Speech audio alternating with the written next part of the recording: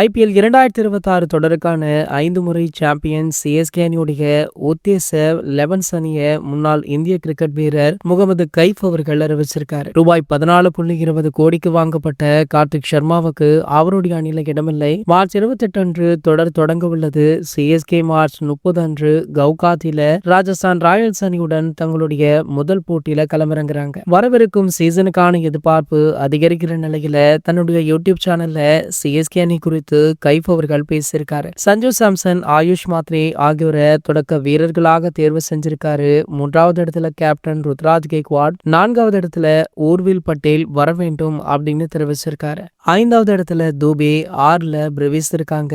7வது இடத்துல ஜடேஜாவுக்கு பதிலாக ஆல்ரவுண்டராக களமிறங்கப்படும் பிரசாந்த் வீர் அவர்கள் இருக்காரு. பேட்டிங், பந்து வீச்சு ரெண்டிலுமே பங்களித்து அணிக்கு சமநிலை தருவதால நான் அவரை 7வது இடமாக பார்க்கிறேன் அப்படின்னு தெரிவிச்சிருக்காரு. முன்னாள் சிஎஸ்கே கேப்டனும் அனுபவம் வீரருமான MS தோனி அவர்கள் 8வது இடத்துல களமிறங்க வாய்ப்பு இருக்கு. ஐபிஎல் வரலாற்றில் அதிக போட்டிகள் ஆடிய தோனி அவர்கள் 278 போட்டிகள்ல 5439 ரன்கள் மற்றும் 24 அரை சதங்களை அடிச்சிருக்காரு. பந்துவீச்சு பிரிவுல 2025 சீசன்ல 14 போட்டிகள்ல 24 விக்கெட்டுகளை கைப்பற்றி அதிக விக்கெட்டுகள் எடுத்தவர்கள்ல 2வது இடம் பிடித்தவர் தான் நூர் அகமது.